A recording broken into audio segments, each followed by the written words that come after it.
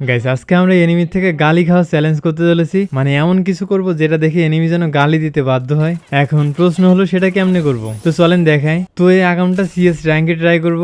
ম্যাচের শুরুতেই দুরন্ত হয় টিপস এন্ড ট্রিক্স দেওয়া শুরু করে, তো মন দিয়ে শুনেন। আমি কই মাকড়সা মারার টিপস এন্ড ট্রিক দিই, ঠিক আছে? প্রথমে এনিমি দেখবেন যে কোন জায়গার দিকে আছে, যে জায়গার থেকে আছে ওই জায়গায় টুক করে মারে দেবেন, লাগলে লাগলো নাইলে নাই। এই যে দেখেন এইরকম মাকড়ি মারাও একটা আর্ট। মাকড়ি মারাটাও নাকি একটা আর্ট। বাহ, এখানে আবার দেখেন এনিমিগুলো স্পাইডার নিয়ে খেলতেছে। তো প্রথম রাউন্ড কিন্তু হেরে যায়। তারপরের রাউন্ড দেখেন দুরন্ত ভাই রিয়াকশনটা শুধু দেখেন।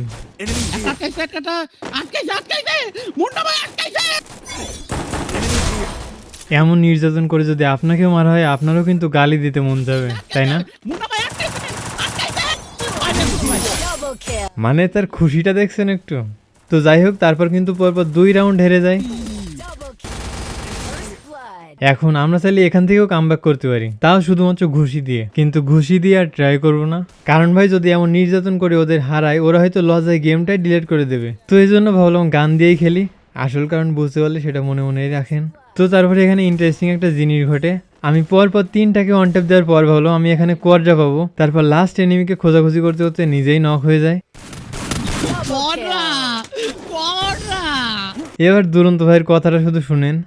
আপনার অর্ডারটা যাইতে দেখে বিশ্বাস করেন আমার অনেক দুঃখ লাগছে, কিন্তু আমার মুখ থেকে কেন জানি হাসি বাইর হচ্ছে, কাদার বদলে গ্লিচ খেয়ে গেছে মুখ। ভাই তার মুখ নাকি গ্লিচ খাইছে, এইটা কোনো কথা? তো তারপরে এই লাস্ট রাউন্ডে আবারও কোয়াড্রার কাছে গেছিলাম। তারপর আবারও নক হয়ে যায়, কিন্তু আমার নির্ভরযোগ্য টিমমেটের কাজ দেখেন। মানে প্রত্যেকটা প্রফেশনাল স্কোয়াডে টিমমেটের একটা করে রোল থাকে, কেউ রাশার, কেউ সেকেন্ড রাশার। আর আমাদের স্কোয়াডের দুরন্ত ভাইয়ের রোল হলো নিজের টিমমেটকে বাস দেওয়া। ভালোই লাগলো ভাই। সেসব দিয়ে আমাকে রিভাইভ দিলই না। তো ভালো থাকুন সবাই, টাটা।